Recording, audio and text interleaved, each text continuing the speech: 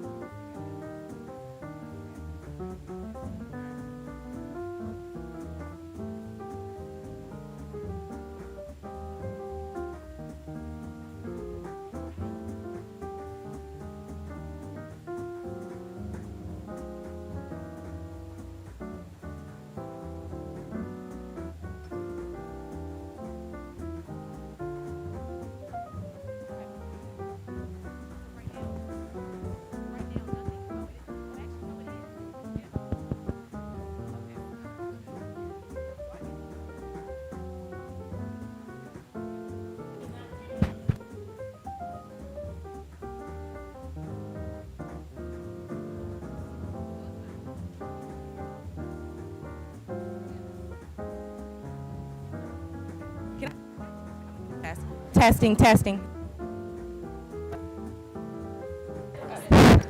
Testing, testing. Testing, testing.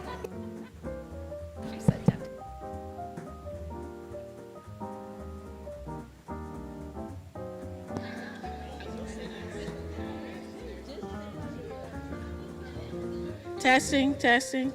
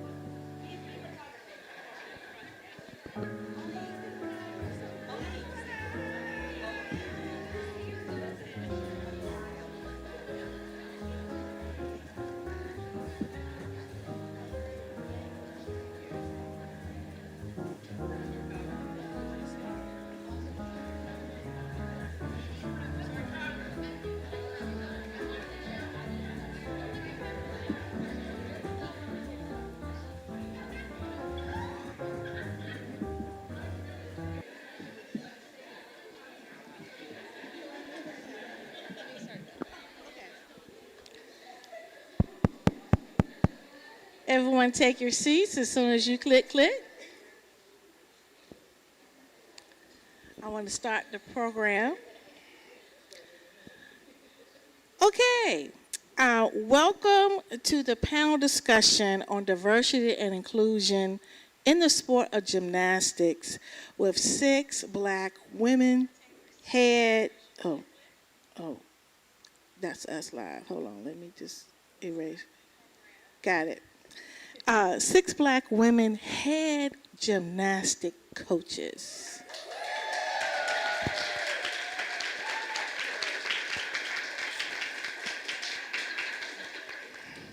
Don't start me crying already, okay? Just hold it together. Oh, girl, don't I know. So, I'm not going to look at you at all, okay?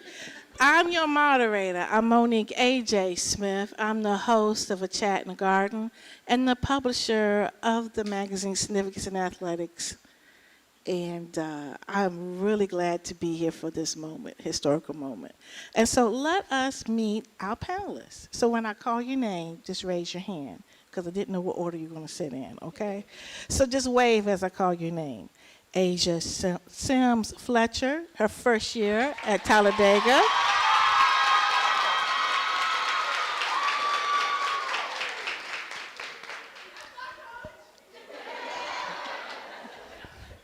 This is what I love. This is gymnastics with all of the flavor. This is what I love.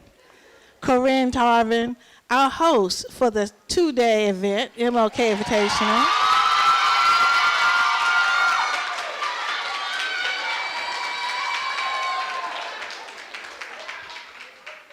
And let me say that Fisk University, at Fisk University. Kelsey Hinton. From my neck of the woods in 757, I live in Hampton. Okay. All right, so she's at William and Mary, all right, since 2019. Ashley Miles Greger, Greed, okay.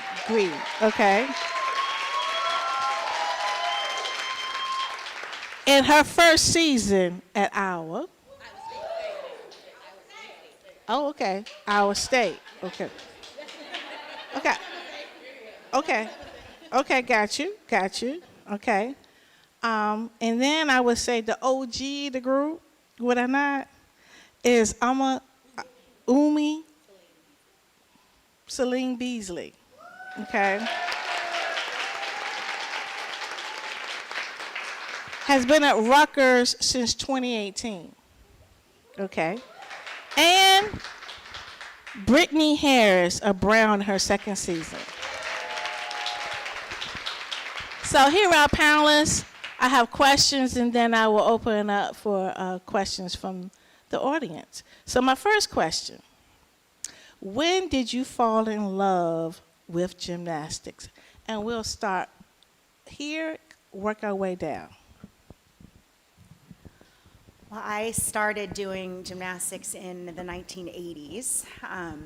I was a young child that just had a ton of energy, was upside down, hanging from trees, on swing sets, climbing, and my parents really needed to find a safe environment for me to be doing the sport because everything turned into gymnastics. I was inspired by watching the 1984 Olympic Games, but even prior to the Olympic Games, seeing some of the international gymnastics competitions that were on TV, and had a chance to see Diane Durham compete.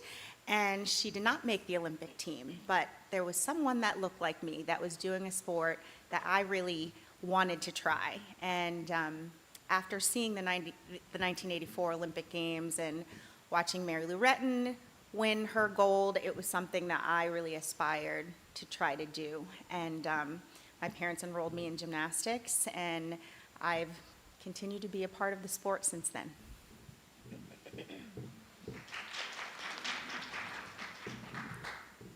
For me, I fell in love with gymnastics probably around the age of 2. I was always flipping and doing everything under the sun in the house. I'd vault over the couch while my parents were sleeping. And then they were like, we need to put you in gymnastics because you're going to tear up the house.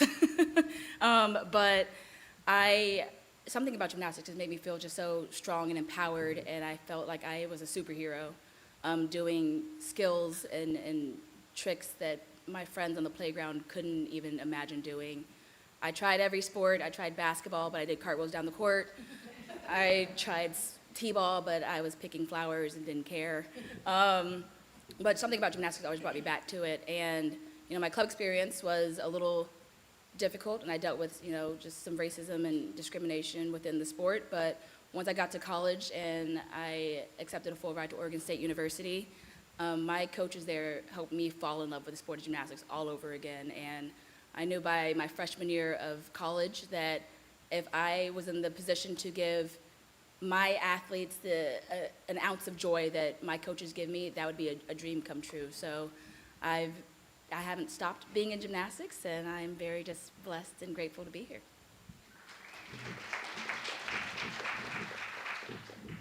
So for me, similar to Umi and Brittany, 84 Olympics. I wasn't born in 84, so it was a rerun of the 84 Olympics that I experienced and saw at a very young age, and just fell in love with the sport and wanted to try it. It took a bit of convincing on my part to get my parents to allow me to try it, but some years later, when I was around 6, finally they, allowed me to just exert all that extra energy, and from the moment I stepped foot in the gym, the rest is basically history, because I never looked back. I wanted to be like the big girls and do what they do, and was just fearless and just really had a good experience in the sport of gymnastics. So I still love it today. It's every part of my life, yeah. So I'm a little different than most people on the panel. I started pretty late because I started in dance school, and I was doing acrobatics, and I was getting solos for my acrobatics at, like 5 and 6. I could walk on my hands all the way across the stage. And they suggested to put me in gymnastics to try to kind of get some additional skills. And I had a gym coach that told my mom, you need to get her in gymnastics. I didn't get into serious gymnastics until I was in 8th grade, which is very late for most people. I did Turners, I did Ys, I did bunch of other things, but not real competitive gymnastics until 8th grade. And it kind of went pretty quick from there. Within 2 years, I was elite gymnast and going, national team within 3 years of me starting serious gymnastics. But it was my happy place. Gymnastics was where nothing mattered. If I was sick, it didn't matter. If I was down, it didn't matter. If I had a fight with someone, it didn't matter when I was in the gym. And so it became my safe haven. So it never left. And so I've been involved in the sport, even though I wasn't always involved full time. I've been involved in the sport since I was 15 years old well, really before that, but I've been coaching, I should say, since I was 15 years old, and just never stopped.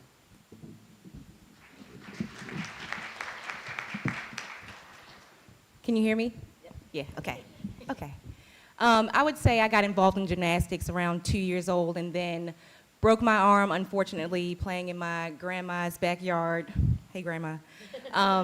So fell off a jungle gym and broke my arm around age 3. And so that was when I really found my passion for gymnastics. There was a local gym right around the corner, and I would walk to practice when I was old enough. And you know, one of the biggest things about gymnastics is that there's always variety. You can always add another half twist. You can always add another flip. And so I saw that as a challenge. And for my athletes, they know that I am very, very competitive, and I saw that as, you know, and I guess, you know, a great way to kind of exert that energy. And so gymnastics is my passion. It continues to be that. If I didn't have a torn labrum in my hip, I would still do it. So.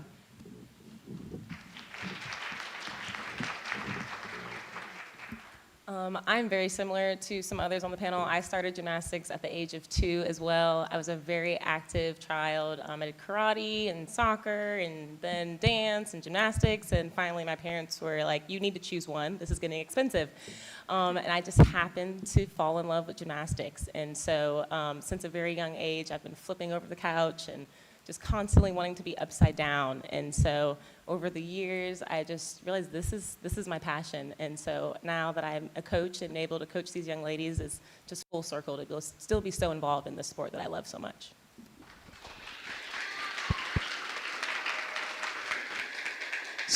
So what we've heard is that you saw something.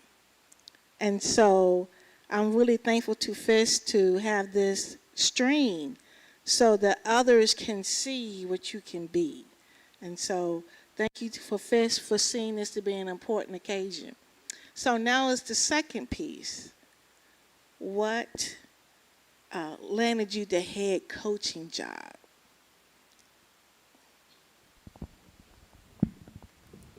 Well, my working background actually started out in education. So I was an elementary school teacher for many years before I jumped into coaching college gymnastics. I did have a little taste of it prior to being a teacher. My first year out of college, I was an assistant coach at the University of Pennsylvania, so I started coaching immediately. I stayed there for a year and then dove into, well, you know, I spent all this time getting an education background, maybe I should go into teaching. So went into teaching for a period of time, but always was drawn back into being a part of gymnastics, whether that was subbing at my club gym. I ended up getting pulled into coaching a high school team so that the high school program didn't go away in the state of Maryland. So I did that for several years. It got to a point when I had my 3 daughters, all under the age of 5, that I couldn't really manage teaching plus coaching at the same time, and I had to find what my true passion was, and that was coaching. So I had decided that I was going to go full force into looking for collegiate coaching opportunities, and coming back in, I really thought that my opportunities had passed me by because I was already in my 30s trying to get back into collegiate coaching without really having a number of years to build up to it. So I just applied everywhere and had some interviews and ended up getting an offer to be an assistant coach at Rutgers. And I coached as an assistant for 4 years and was really happy in that role. It really ended up being that a university reached out to me. Temple University was looking for a head coach, which wasn't too far from where I was living in New Jersey, and said, hey, can you come down and just talk to us? And I said, well, you know, I'm pretty happy with the role that I'm in right now. We've grown a program, and I think there's more that can be done as an assistant. And they said, well, just come talk to us. So I went down and talked to them, and you know, they really wanted to listen about what my thoughts were in building a program. And it was nothing I had really thought about before because I wasn't looking for a head coaching position at that time. But I always feel as though when an opportunity presents itself that you owe it to yourself to at least apply and have a conversation. So they convinced me that Temple was a great place for me to go and a wonderful opportunity. And after talking to my former head coaches, really getting feedback from them and asking them if they thought it was a good opportunity. And I didn't want to jump into something without having background information, although I did know that it was the lowest ranked Division I program in the country, and that was going to be a lot of work walking into. But I've never backed away from a challenge, and I thought that it was a fantastic opportunity to see what I could do as a head coach and really bring a program up. And that's what I was able to do along with my staff for 3 years, building up a program at Temple. And that led to another stepping stone where at Rutgers, the head coach was not going to be rehired, and they were looking for another head coach. And some of the parents of the kids that I had recruited when I was an assistant reached out and said, hey, can you please apply? And we had done a lot of work at Temple to a point where we were ranked higher than Rutgers. So I was like, oh, do I want to take that step? But I interviewed with Pat Hobbs, our athletic director, who is here today, along with my sport administrator, Mike Zool.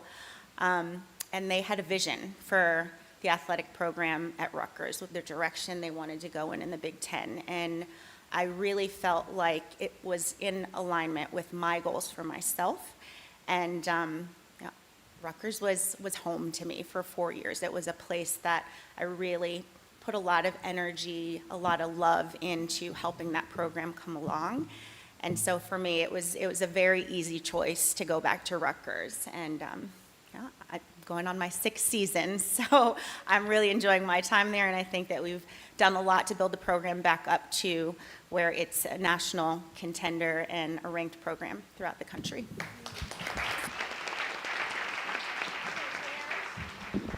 Coach Harris. For me, after I graduated from Oregon State, I went home for a year and I coached club gymnastics.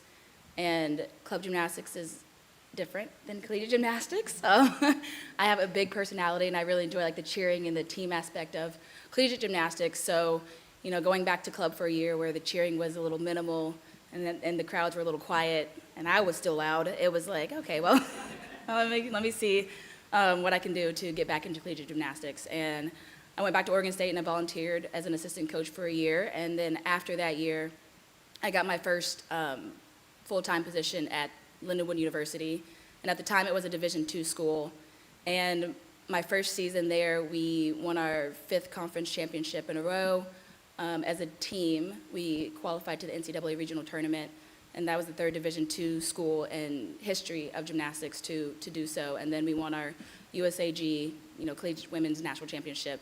So it was really exciting. And then I was there for 2 more years, and then a position at Centenary College of Louisiana opened up, which is a Division III school in Shreveport, Louisiana.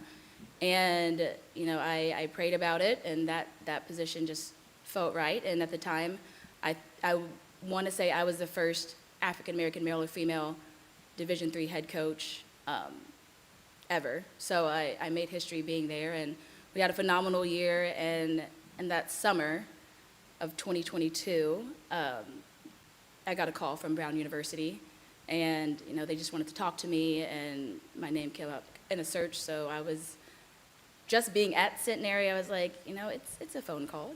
It's okay. I'll see what they're talking about. And from a phone call to a Zoom call to an on-campus interview. And I knew from the moment that I stepped on campus at Brown that from the leadership of athletic director Dr. M. Grace Calhoun, I could tell that her vision for Brown athletics and the new energy and life she wanted to put into the program was something that I really wanted to be a part of. And everyone that I met with in the 24 hours that I was there, I could tell they loved what they're doing, where they're doing it, but most importantly, who they're doing it with. And I'm big about relationships, and we spend the most time with our colleagues, other staff members, faculty, SIDs, athletic trainers. So, I really want to see myself in a place where I could have a family, and a working family. So being from Oklahoma, the Northeast for me was, if I was Jonah, it was my Nineveh. Like I was like, I'm not going to the Northeast. That's just not it. It's cold. Like I watch the news.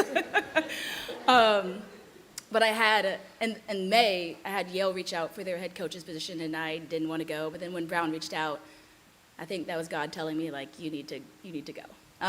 So I have been just the happiest I've ever felt. I love Providence, Rhode Island, and the Northeast, and I got a great parka to keep me warm. But I'm always inspired by my Ivy League student athletes, and it's by all student athletes, but the immense workload of what my athletes go through on a day-to-day it inspires me on the daily. So they try to do their best to excel academically and athletically, and I love what I do, and it's a great time. So for me, I am also the happiest I've ever been in my life. I feel like every day I wake up, open my eyes, I'm living a dream.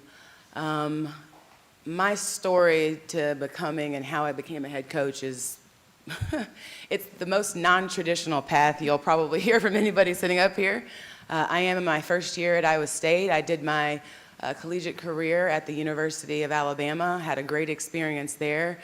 Gymnastics has been the foundation of my entire life and has been there, just in every single decision I've ever made. When I graduated, I ended up in the car business, believe it or not. I was actually at a dealership in the finance office, in the business office. So if you go to buy a car, the person that sends your credit application in, takes all your information, sells you the products in the back, that was me, and I was damn good at it. So, and I did that for about 5 years, and then I moved to the indirect lending side of the business, got hired on by JP Chase. Worked for Chase Auto Finance, and I was, and then Subaru Motors Finance as a dealer relationship manager, where I'm out and about. I had a territory of retailers, Subaru retailers throughout the Southeast that I was responsible for. So I was a road warrior, and all the time I stayed connected to the sport of gymnastics. I did commentating right out of college locally, like at Alabama on campus. I did commentating for ESPN. In fact, when I got hired on, I'm not that old, but I kind of am compared to the athletes that you guys. I was worried that they wouldn't know who I was, and in some degree that was kind of true, because they knew me more from commentating than they did from me actually competing and doing gymnastics. But how I ended up here and not in auto finance is more personal, but I've talked about it publicly, so I'll share with you all. My goal in life was to start a family, to have kids. My husband and I tried aggressively for 5 or 6 years to have kids, and it just didn't happen for us. So for me, I was in a situation where I had a good job, good income. It would have fit growing our family, right? For me to be able to make an income, have kids, raise a family, all those things. And when that didn't happen, I had to just take a step back and see, like, what am I passionate about? If it's not going to be, raising a family, I need to find something that I love, and that's always been gymnastics for me. So I put that out into the universe. I had a lot of help. I did not do it on my own. And my situation is when preparedness, meets like opportunity. And when I got that phone call, apparently I killed the interview, and they loved my energy. And here I am. It was a very fast process, and it was just, full steam ahead. And, I'm just so proud to say that, like I said, every day I feel like I'm living a dream when I wake up. I get to influence these young women, grow young women, teach them about life, setting goals, just really helping them, forge a pathway forward in life. And apparently I'm in the right spot. I can say the previous coaching staff that was at Iowa State was there for 17 years, so it was no small change. And I've done a lot of hard work with my staff, just building culture. I've got a very good athletic department. It's the administrators are accessible, the perfect foundation for a new coach like me in their first year. And we came out in our first meet of the season at home versus Nebraska and put up the highest season opening score in 20 years. So I'd say we're on a good path, and I'm where I'm supposed to be. Thank you. You're next. Okay, so I have a combination of Umi's story and Ashley's story. Coming out of college, I wanted to be a sports agent. And it was pretty much a white male-dominated field. And I knew that as a black female, nobody is going to want to hire me unless I have something to offer. So I thought having a contracts background would be ideal. So I went to law school. And yes, I did pass the New York State Bar. 27 subjects to study for. And then I decided I didn't want to do this. I do not want to be a lawyer. I interned at an agency, and I realized that I wasn't cut out for that. You kind of had to be a used car salesman. Sorry. And I just didn't. I mean, I can sell things, but it just wasn't a right fit. And I had a conversation with my college coach, Suzanne Yocklin, at Georgia, and she said, "What are you going to do with your life?" And I'm like, "I don't know. Took the bar. I don't know what I'm going to do." And she's like, "You should go into compliance." And I said, "What's that?" And she said, "NCAA rules and regulations. A lot of lawyers do it." I said, "Okay." So I looked into it and ended up getting an internship. And I tell people I packed what could fit in my Honda Civic and moved to Colorado. I knew one person in the state and ended up knowing someone sitting in the front here. And I tell people all the time that she was one of my saviors because I didn't make a lot of money. So, now you're going to be kind. There were times when I didn't have money for food, and miraculously, she would call and say, "Hey, come over for dinner," and send me home with bags full of food. So, you know, as people say, God put you in the right place. But even when I was there, I was coaching. You know, I was doing athletic administration, I was coaching. And I took my first job, and it's kind of full circle, because my first job, I was in a school in Louisiana, and another person in the room was working there with me, so it's kind of crazy, this full circle of life. But I did athletic administration for 10 years, and I moved around all the time. I was coaching. I was, I would part-time go into the gym and was always doing it. And I, got to the point where I was pretty much running an athletic department. I wasn't the AD, but I was in charge of the intercollegiate athletic side of it, because it was dual side. And it became burnout. I got burned out, and another person that's known me since pretty much my internship days. It's tough, so I took a break. My mother was diagnosed with cancer, so I moved back home for a while to help take care of her. And, I got to the point where I was running out of money, and my savings were kind of running low, so I started looking for jobs again, and a job opened at University of Pennsylvania. And I applied, got the job, did that for several years, and ended up leaving that for a while because my daughter was born and she had some medical issues, and I needed to be a part-time employee. And I did, but I still always coaching. And then one day, I was having a conversation with Umi, and she said, "Did you hear about Fisk University adding a gymnastics team?" And I was like, "Yeah, I heard something about HBCU adding. It's pretty cool. I mean, I never thought I'd see that." And she goes, "Well, expect a call." And I said, "Why?" And so I got a phone call, and it was a board of trustee member, and he asked me if I would consider Fisk, and the first thing I said was, "Where's Fisk?" Because that's going to have a lot to do with it. And he said Nashville, and I said, "Yeah, I can do Nashville." So it went pretty quick, kind of like Ashley. I was a phone call, a Zoom call. 2 days later, it was a Zoom call with the president. I was told it might take a while, and then maybe 2 days later, he called and said, "When are you coming to Nashville?" And I said, "Oh, okay, let's do this." And I love the idea, because I love the idea of starting something. I mean, being the first HBCU to ever add, we were the blueprint, and it was scary. It was very, very scary, because we were the blueprint. And I tell my team all the time that as much as I try to shield them from the amount of publicity we got, but there was so much scrutiny as well. There were people who were excited to see us, and they were tremendous. But there were also people who were looking for us to fail. And I knew we couldn't fail.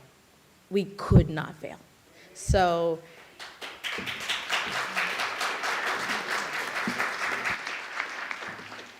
it hasn't been easy. It's been a learning curve. having a team of beautiful melanin-rich women is very different. And I say that because they're themselves and they're able to be themselves. So it's not what I was used to coaching because, maybe if I had one or two black gymnasts on my team, that was, a lot. And I tried to cultivate that. But it's a very different prospect to be. So my first year here, I was the athletic director as well. After I was done the first season, the first thing I did was walk into the president's office and said, you need to hire someone. I cannot do the two jobs. It's absolutely impossible. So they did. They ended up hiring a wonderful person, Ms. Valencia Jordan, who's our athletic director here. And so I'm excited about where we're going, where Fisk is going to go. I'm excited to see Talladega, who's the second HBCU, and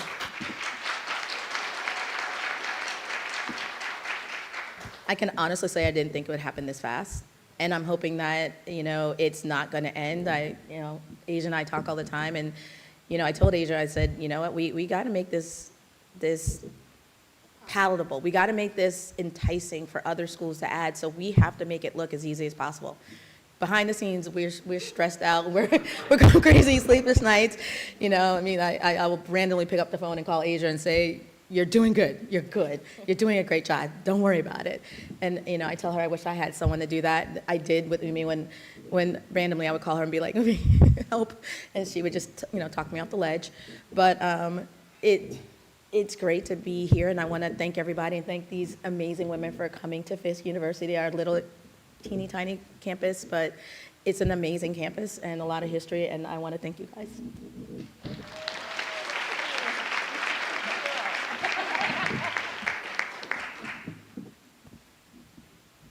All right, so first off, I'm originally from Maryland and received a full gymnastics scholarship to go to NC State. At the time, was the only African-American girl on the team, and obviously that was very, very different. Well, I guess at that time it was normal. But, I had a great experience there, and, I enjoyed it. I found my voice there. I found out that I was good there. And competed in the all-around all 4 years and kind of made a statement at that school.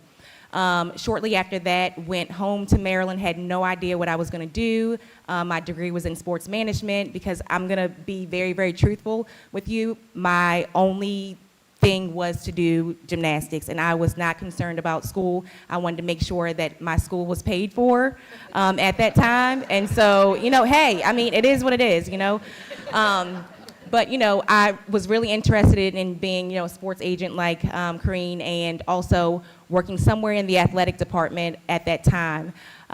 But also really, really enjoyed, giving corrections and, giving details and kind of telling people what to do. I think my brother would say I'm great at that, but yeah. So went home to Maryland for a summer. I was actually taking a nap at my grandma's house and received a call from Kids Sport Gymnastics in Burlington, North Carolina. Pretty well-known gym in North Carolina, and they said, hey, we would love for you to come on an interview here at Kids Sport to start, working with the level 10s there. Our girls have seen you compete. They also enjoyed having you as a coach at our the summer camps, and so I said, okay. So I wiped the drool off, got out of bed, made my way down to Burlington, North Carolina for that interview, and was offered the job that same day. And so that's really when I learned to coach, really learned to spot, handstands starting off with that, and then, eventually full ends on floor and like some of the bigger skills that our athletes are currently doing. And so after working in Burlington, North Carolina at Kids Sport Gymnastics in, 2008 is when I graduated college. I worked there from 2008 to 2015. I received a call from William & Mary, from the former head coach, Mary Lewis.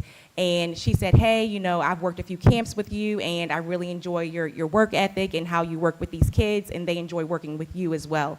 And so she said, would you, maybe think about becoming the assistant coach here at William & Mary? And I said, hey, why not?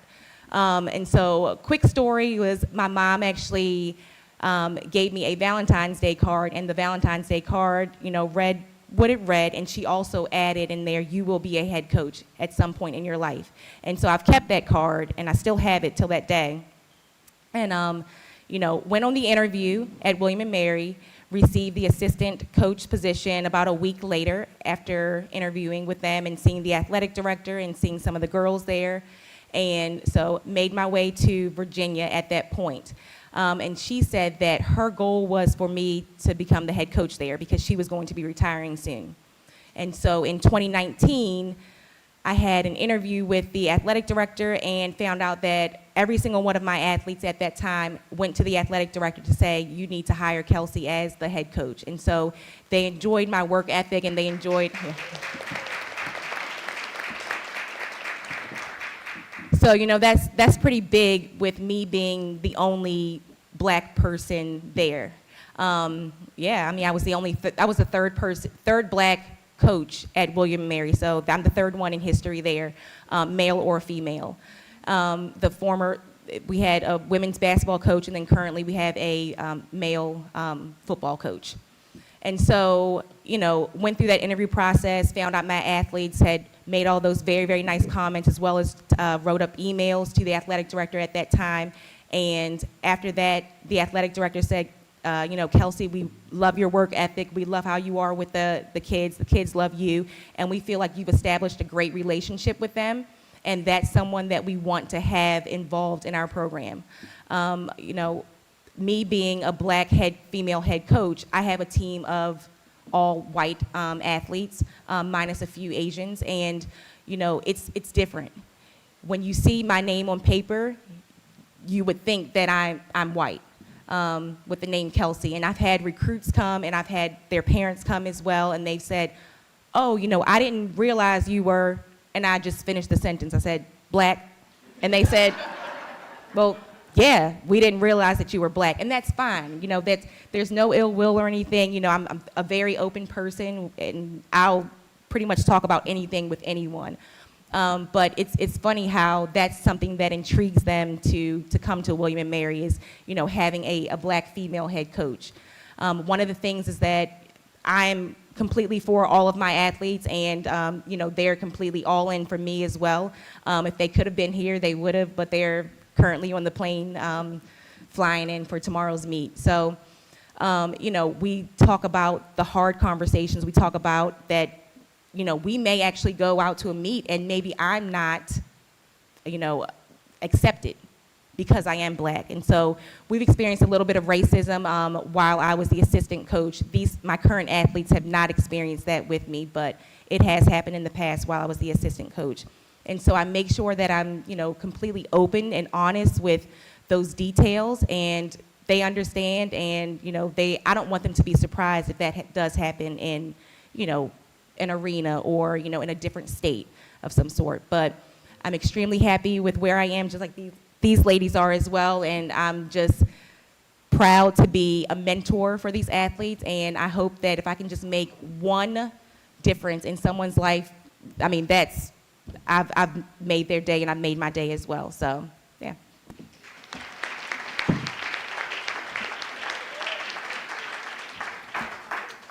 My journey to the head coach position was also a little different than maybe the usual, I guess you could say. I was a gymnast at the University of Alabama as well, had an amazing experience there. And my senior year of college, I just was getting a little anxious because I knew my gymnastics was about to be over. But I was like, how do I get to stay involved? How do I kind of, you know, still get to be kind of in that role of being near athletes and sharing the love of our sport? So I had the amazing opportunity to be a volunteer assistant coach right after I graduated, and a manager to help pay for my grad school at the University of Alabama, where I got my MBA. Thank you. And then it was actually a little tough, right? Because I didn't have a lot of, you know, experience, but I did apply to many positions to be an assistant coach. And, you know, not a lot of experience, right? Just being a gymnast doesn't usually qualify you to be a coach. But I kept applying. And so while I kept applying, I actually took a little break and was stunt doubling. So I was stunt doubling for movies and television, and that was really fun, really, really fun. But I definitely was still missing that like aspect to, you know, coach gymnastics. So then I got into a role called Student Athlete Enhancement at the University of Alabama, where I help student athletes with life skills and preparing for life after sport, because usually most of us gymnasts don't go to the Olympics after college. So I was kind of helping them through that transition, and that was also very enjoyable. Really loved helping them write resumes and preparing them for their careers after their gymnastics was over. But I was still missing that connection, that one-on-one that you get as a coach with an athlete.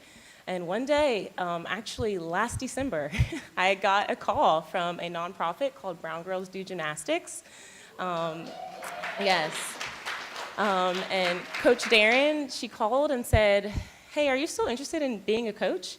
I said, yeah, I'm looking for assistant coaching positions, actually.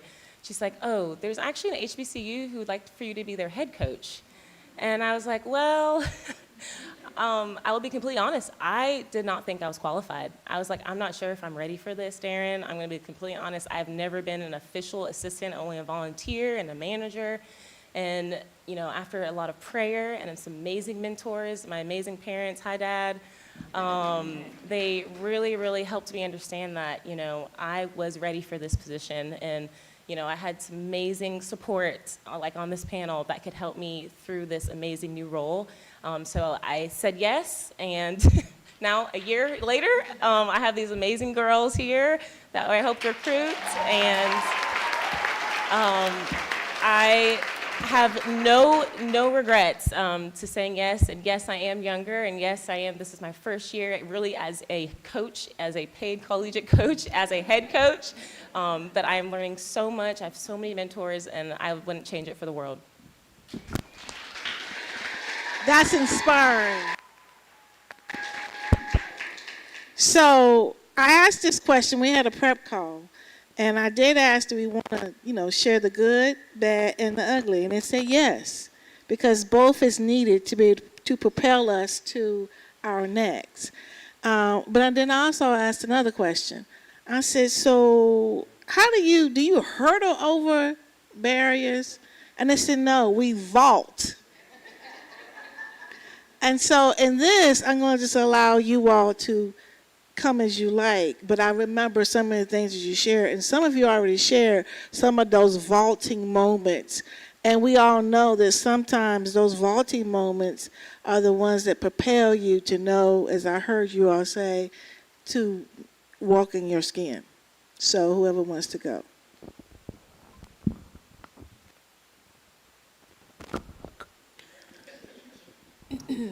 So when we talked about this, I think everybody had an opportunity to kind of go through, and I was last, and it was a lot of the same. Like, we all experience a lot of the same things, but for me, it was like, it's kind of hard for me to go back and really revisit those the moments, right? Those challenges and vaulting and overcoming things like we talked about, because I'm so far past that in my life now that it's almost irrelevant, but I think it's right to share, and I should.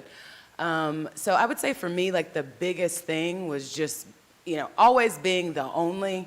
And I think what I alluded to is probably the biggest thing for me to overcome was the fact that in the sport of gymnastics, my coach was black as well. I see you back there, LaPrice. And so one of the things that we actually had a conversation not too long ago about it. I finally asked, I'm 38 years old, and this is how I felt for so long, and to kind of get confirmation that I was wrong was great. But what it was is I felt I was the only black girl in a group of highly skilled, trained up elites. I was on USA national team. I competed at world championships. I have a bronze medal, from the so I've experienced all the things within the USA national team as well. Like, I always felt like I had to work twice as hard to get anything, and I felt like they tolerated me. I gave them no choice but to have to accept me, and I had a lot of people behind me making sure that my dreams were not crushed, and I was able to accomplish these things. But I felt that even my own coach was more invested in the white girls on the team, because as a coach, maybe it would take him further. So up until a few months ago, I really felt that way, and I asked, and we talked about it, and I realized that there were a lot of things behind the scenes that I wasn't privy to, that I was protected from, information that I didn't know. But just the fact that we feel these things, I think it happens, right? That like, again, it can just be very challenging, but I'm happy to say that I'm also a black head coach with a predominantly white team at a power conference in the Big 12. And my approach is always just to see something, say something, ask questions, communicate, educate. So that way, moving forward, you could have more advocates, more of your athletes on the same page. And, I'm excited just to have Iowa State represented in this competition, in this historic event. So thank you so much. Corinne? So most people that know my story know that I have a lot of firsts. There's a lot of other women in this room, which by the end of today, I will make sure that people have recognized some of the other firsts in this room. But I was the first black gymnast to go to University of Georgia. I was a kid from New York. I grew up right outside the Bronx, and I went to the Deep South. And yeah. And I had someone my freshman year who was the sweetest person you could ever meet. He would give you his last dollar. He would give you the shirt off his back. But he looked at me one day because we were recruiting an amazing athlete down to Georgia, and he looked at me. He said, I love it. He says, "Corinne," and his little southern accent. He goes, "Are we getting that colored girl down here?" I was 17 years old. I didn't know how to react. This was someone I knew was the sweetest person. He would just honestly opened his home up to me. He knew that I didn't have a lot, and he just provided without me even asking. But he literally said, "Are we getting that colored girl down here?" And so I realized I was not in Kansas anymore, I guess you could say. Toto, I'm not in Kansas anymore. And so I had to figure out my way. Being the only black gymnast, the first black gymnast, I had made the national team that year. The incoming person she had made the Olympic team, so we had a lot of publicity. And that opened a lot of doors for me. It allowed me to walk into pretty much any space at the University of Georgia and be allowed in. But there were times when I would walk in that door and walk right back out because I felt so uncomfortable. So uncomfortable. And it took me a little while, a couple years, to realize that I had a privilege. Compared to others at my school, I was allowed to do things that they weren't. That they literally, if they walked through the door, they would not walk out without black and blues. Being black and blue, being beat up, that kind of thing. And, I had to take a step back. So for me, it was a lot of that. I had been on a team where initially I was the only black. We ended up having a lot more black gymnasts on my team in club. I was special in that sense that was very unusual to have that many black gymnasts in a club team. You may know most of them because most of them went to West Virginia. Somehow that works out that like half my team went to West Virginia. But it was an interesting time. I have some of my amazing colleagues that are here, but on a national team, we all knew each other. There was this many of us. Our parents knew each other. Our families knew each other.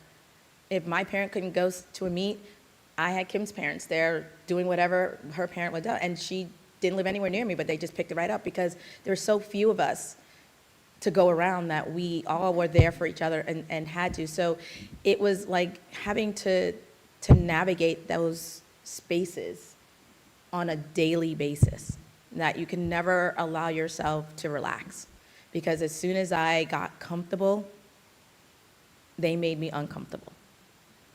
So what it did, though, it did teach me how to learn how to navigate any spaces. So when I did get a job and I did start working in college athletics, my first job, other than the men's basketball coach and one football coach, I was the only black on staff. And I was in Louisiana, again, Deep South. So And then I went up to Syracuse University, and I'm in New York, I'm from New York, and it's still only a couple of blacks that were on staff. There were only a couple women on staff. So it was an interesting time, but I was blessed. I had a boss when I was an intern that brought me everywhere, introduced me to everyone, made sure that I was known as, even though I was an intern, most people, I think you guys all thought that I was a full-time employee because I traveled so much. They had no idea I was an intern, but when it was time for me to get a job, I had a lot of people advocating for me. And so what I realized is that they opened a space for me, like they opened that door. To get my internship, somebody called and opened a door. So it was great to be able to have that, and what I learned is that that's something that I want to do for those behind me, the generations behind me, is to open the doors for them. And that's exactly what you're doing, Corinne. We appreciate you being an advocate and saying you want to have it here. So we appreciate that. One of the things that, okay, you want to follow up, but one of the things that I do know that you shared was the body shaming that you went through. And I want to just get at the baseline, because our student athletes are going through several type of mental health ups and downs. And so just to be able to say that you withstood that and made you an advocate. So just want to just put that out there, Well, that's out there as well. This is Real quick, I'll just tell that story. I'm sorry, I don't mean to cut you off. Is that on the U.S. national team, I have been asked if I ever made a world championships or if I ever really wanted to go to the Olympics. And I said, no, I didn't. I never wanted to go to the Olympics. And he said, why? And I said, because they wouldn't let me. They told my coach I didn't have the right body type. I would never make a world team. No matter how good I was never going to make it. I was going to add into some of the hurdles, and a lot of what you were talking about, I can definitely relate to. I can say that I really grew up in a bubble. Being a gymnast, being an elite gymnast, your focus is training. You're in the gym, you go to school, your friend group, or your teammates. And growing up in the DC area, it was a very diverse community. And I was very lucky to be at a club gym where we had a lot of gymnasts that looked like me. My teammate, Dominique Dawes, she and I trained together. We graduated the same year. So I was used to having teammates that looked like me. I wasn't the only one in the club environment. My eyes were opened when I went to college. I chose to go to West Virginia, just like Corinne was saying, was because there were other black gymnasts on the team. And I was being recruited by Alabama. Actually, Alabama was my top choice school. Florida. Loved Sarah and David Patterson. Wonderful people. My father refused to let me go to an SEC school. He said, absolutely not. It's not even in consideration. He grew up during a time during the civil rights movement. His father was a major contributor to the civil rights movement. They lived through their house being bombed, and he remembered a time where African Americans were not admitted to SEC schools. And it was very late that they ended up deciding that they were going to desegregate their schools. So that was something in his heart. He felt as though, I can't send my daughter to an SEC school when this is how they treated African Americans. So through the recruiting process, going to universities across the country and seeing their programs and not seeing other faces that looked like me was something that I did not want, because I was in a club environment where I had teammates that looked like me. So the factors that I considered was, are there other black gymnasts on the team? Someone that I can relate to, that's going to understand where I'm coming from. Now, I remember going on a visit to one university, and there was a black gymnast on the team. And I said to her, well, what's the diversity population? How many black students are here on campus? And she was like, oh, it's 30. And I said, oh, well, 30%, that's not too bad. And she was like, oh, no, 30 total in the university. And I said, well, there's her, and then I met a girl on the soccer team, so now I have 28 more blacks to meet on this visit. And then she told me she was transferring to Auburn, so I was like, well, I am not going to this school. So that was the process for me that became really eye-opening when I was looking at colleges and realizing that there were so few. And then when I got to competing in college, I had my teammates that I could talk to, but then going to competitions in places where there were no other black gymnasts, people were amazed. They had never seen black college gymnasts before. And so we were the draw. People wanted to see, because gymnastics wasn't considered a sport for black gymnasts. I know I went to a college fair at Howard University, which is right down the street. I had my grandfather went there, my dad went to grad school there, and I really wanted to look at Howard. And me being in that bubble, not really realizing how things were, went to the career fair and said, hey, what can you tell me? Do you have a gymnastics team? And they laughed at me. They were like, we don't have that sport. That's a white sport.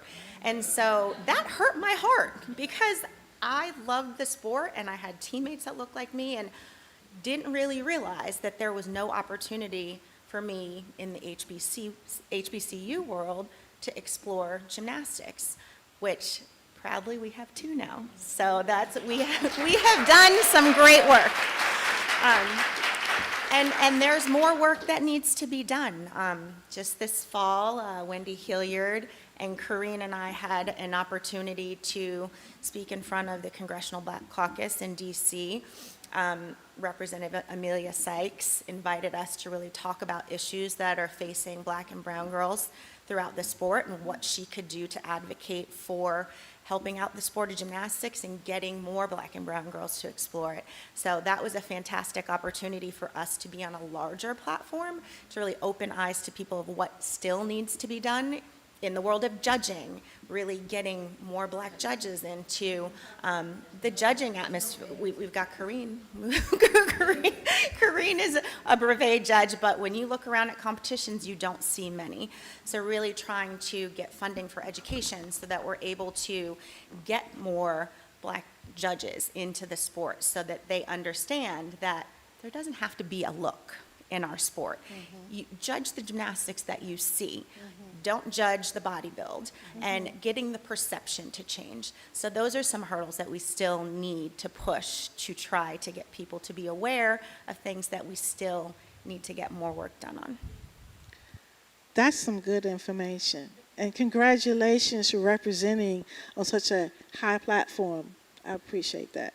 So, I'm not sure if we can take questions from the audience, but the last question I have for the panelists, and time is running out, what is it that you want everyone to take away from this historic moment, MLK Invitational? Can you at least give me three words from each? Yeah, uh-huh. 3 words, so... sorry. This is going to be a big party tomorrow. We're looking for, we're talking about integration. We're talking about our athletes getting involved and, really pushing forward to end racism. And, again, just a big, big party. So we hope that you will all come and, just have fun out there with us.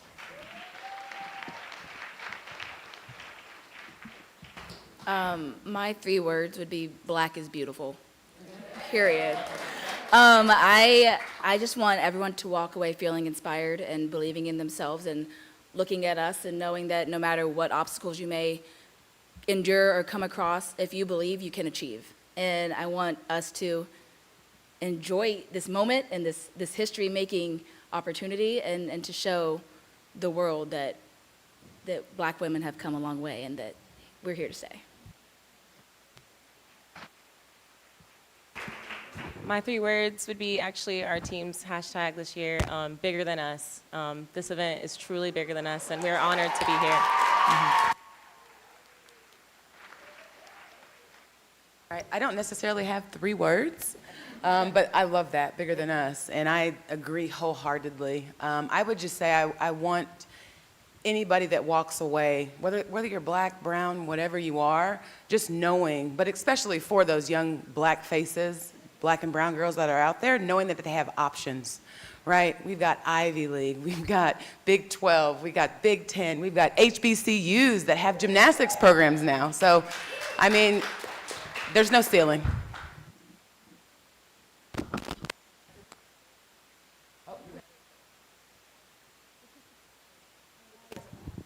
I like the no ceiling, okay? I would say that my 3 words would be empowerment, representation, and history.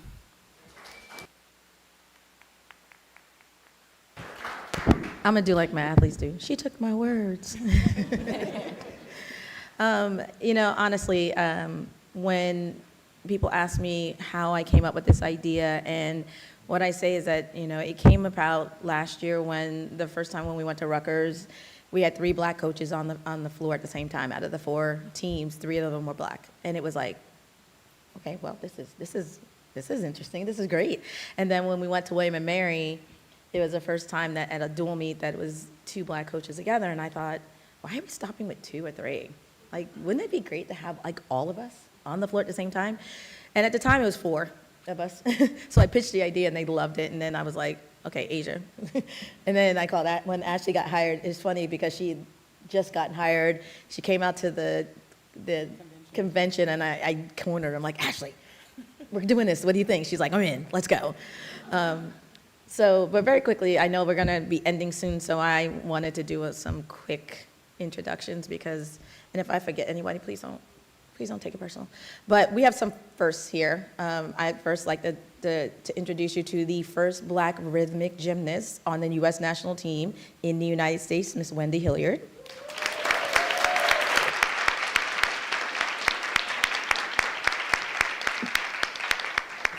The first black gymnast to go to the University of Nebraska, Miss Racine Smith.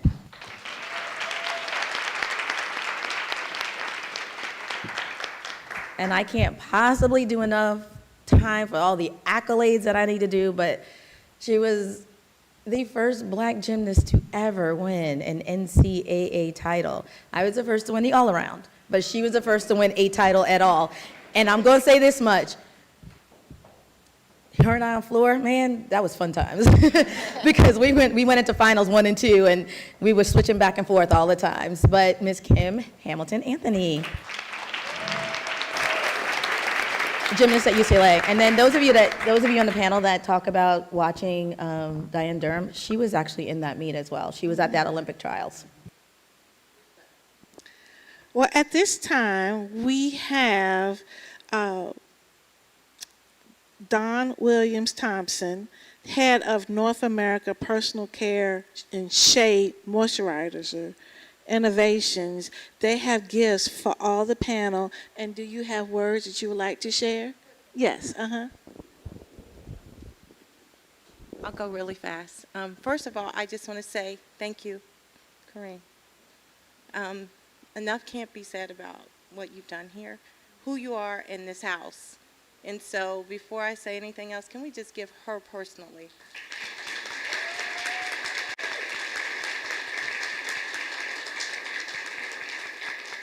And I just want to add in the power of Fisk. If the AD can say, everybody Fisk related, please stand up, because you're the family who've done this. All of you.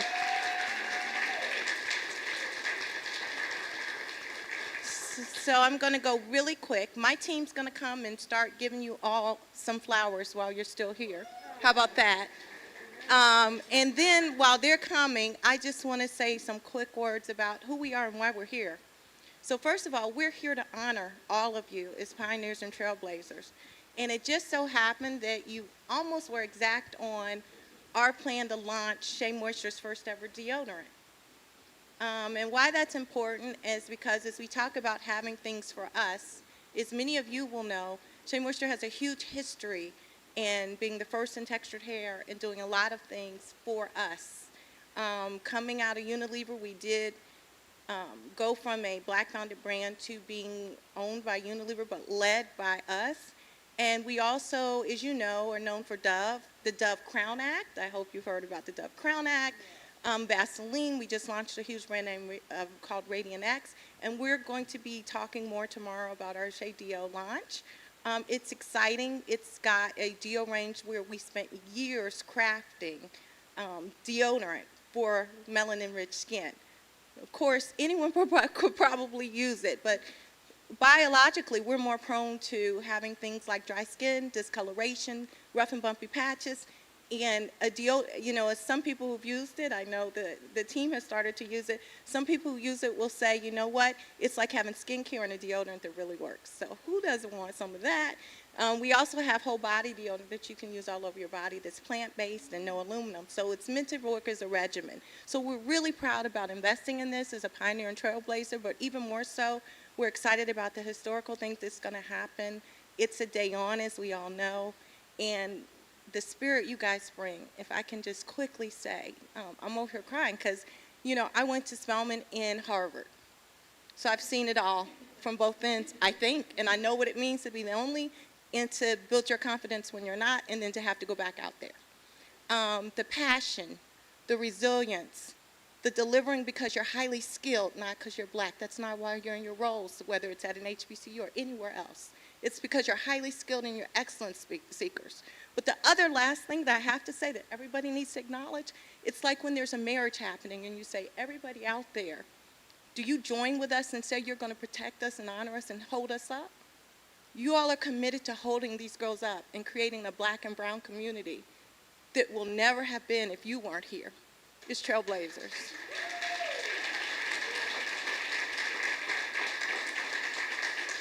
And we as a community, starting right here in tomorrow as we have our day on, we need to be about fully committed. I know I am and my company is, to holding all of you up.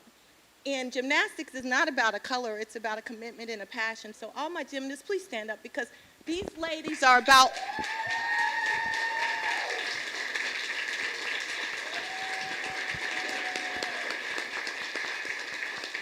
Yeah. Is an athlete on a small scale. These coaches are about inclusiveness, seeing everybody. My last gift, tomorrow we'll be honored to have Coco Jones be here.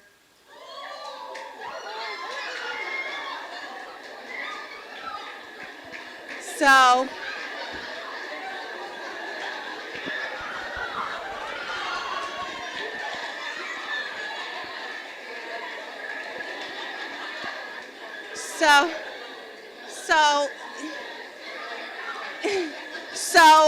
if I only have a minute, please, shh. I only have a minute. If Morgan Price can come up here quickly, Morgan, yep, come on, get up here. I only have a minute because you talk about things going full circle, and my PR department could not have done this more full circle. Come on, girl, over here. You know why I'm calling you. So we will have Coco Jones. She's non-singing appearance, but when we talked about people joining us and sponsoring Trailblazers, we found her. We realized that she went to Middle Tennessee State and was from Tennessee. What we didn't know was that Morgan's family and her family knew each other when they were younger. And she was at a party with Morgan when they were younger. We have a picture of Morgan and Coco together when they were younger. Now, how could anybody have put that together? But we know what her following is. It's going to be cold tomorrow. I need everybody on social media telling the world that Coco Jones is going to be there. Let's buy these tickets. Let's sell out this gym. Let's get all over it. Thank you. Thank you. Thank you so very much for your support. So, I don't know, do we have any questions? Do we have time for questions? Okay, so, do we have a microphone that can go around in the audience? Okay, all right. So let's do this. If you have a question, let's line up on the sides. Okay, 5, you want to get 5. So pop up, 1, 2, 3, 4, 5. Is that a question, ma'am? Okay, all right. You gonna come forth or you gonna try to talk loud? But see, we're being streamed, so I need you, we're being streamed, so I need to make sure that people can hear you. So come on over here to this microphone. My question is for Coach Tarver. This is so big. I just want to know, do you plan on doing this every year? That is the plan. But I also want to, expand it. So we'll see how that goes. I also got to make sure my staff won't kill me because it was a lot of work. And I have some people in the room that did a lot of work on this. So, All right.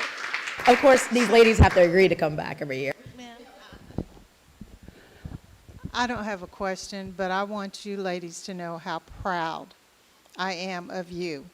I am one of those who got started in gymnastics in the 60s and 70s. So if you can imagine the skills that were done at that time, and I'm just so proud to be able to see the evolution of gymnastics. And I've coached in the state of Texas and have been that only judge marching out with.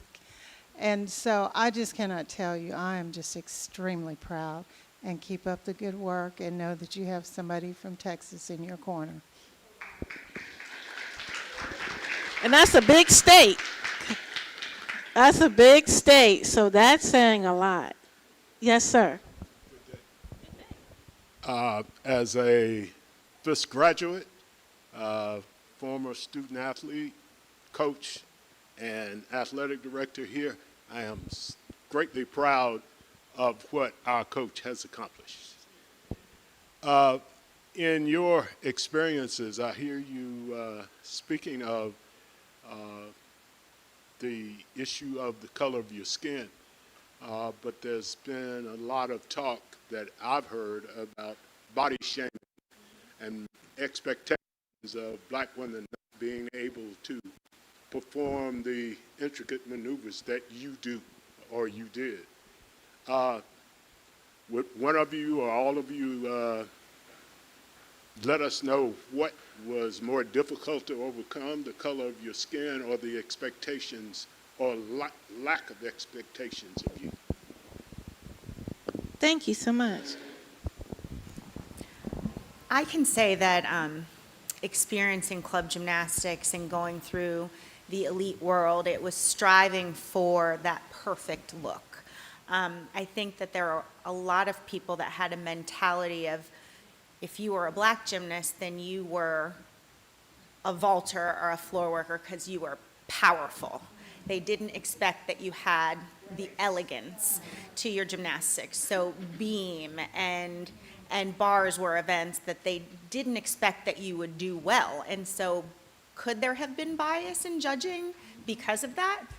Possibly. I think that we came across hearing that many times from our coaches in a way where they were trying to get us to have a specific look, and whether that was with over flexibility or trying to compensate in ways so that our natural builds didn't affect the way that we scored was something I think that we were all drilled into as young gymnasts. So I think that that's something that still is lingering around, that we need to do a lot better with education with our judges. So what can we do? I mean, let me get a show of hands. How many people be their first gymnastics meet tomorrow? So you all are doing it. You see what I'm saying? So, and the next one, kind of tell us, what can we do to help change the imagery with that as we bring up the next question? How hard is it to coach gymnastics? How hard is it to coach gymnastics? Oh, this is so cute. Well, I would say it's very hard to coach gymnastics, but just like you learn your ABCs and your 1, 2, 3s, there are steps and there are levels, and you have to make sure that you treat each gymnast as an individual, because not every gymnast learns the same.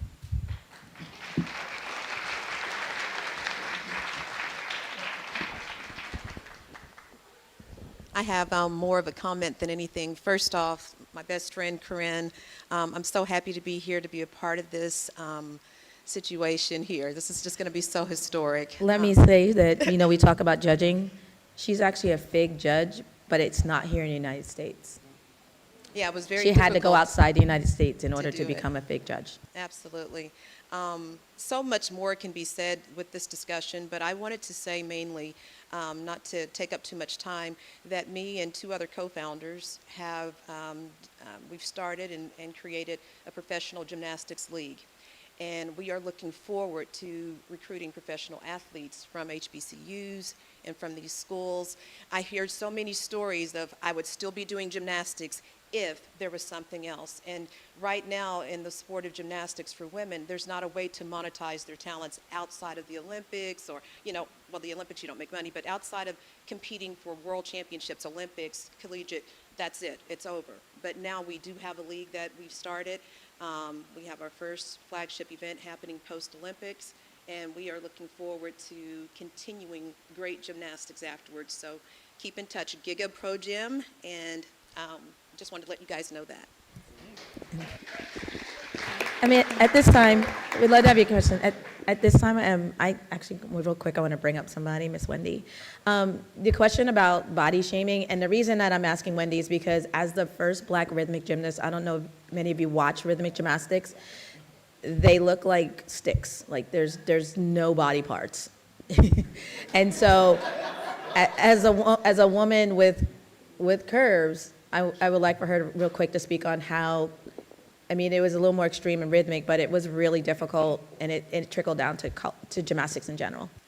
Yeah, thank you. And everybody, I am so honored to be here. You can't imagine how proud I am. It's really so special. But getting to body image, Corinne's right. In rhythmic gymnastics, long, lean, and here I came with these boobs and this butt, and I was doing my gymnastics hard and fast. And so what you had to do is you just had to work doubly as hard. You can only be so much more graceful if you don't have it already, but the expectations. But I think what it taught us and what the lesson that we see here is the ability to overcome takes us to another level, and that's what we do. Nice to meet you.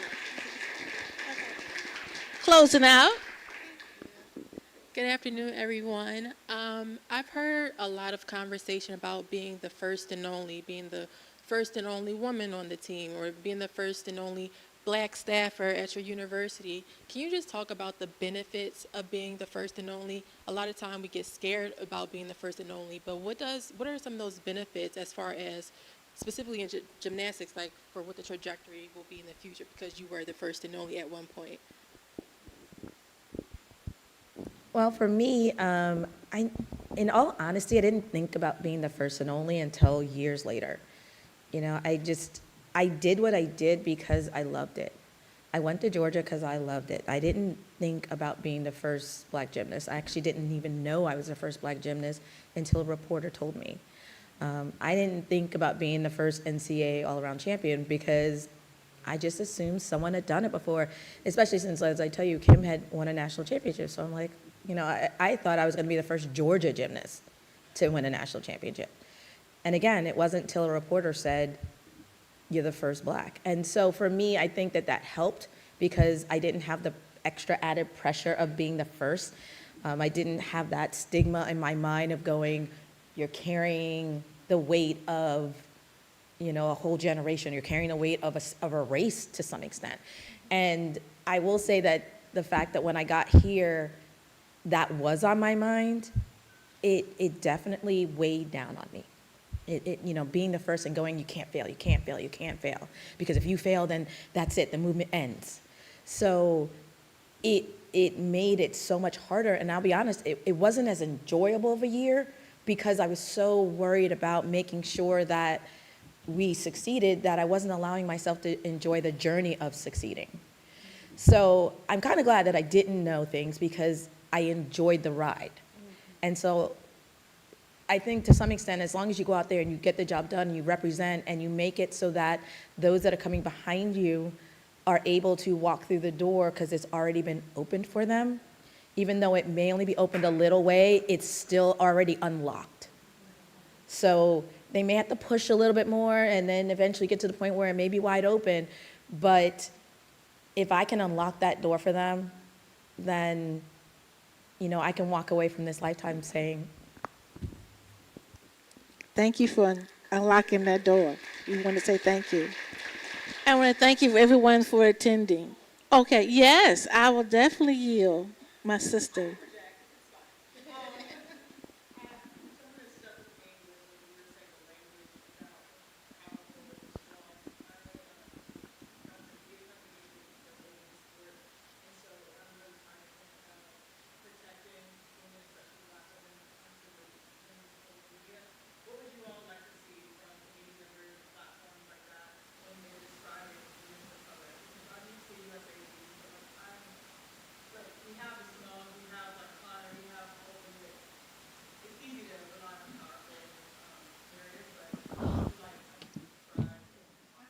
Don't qualify it.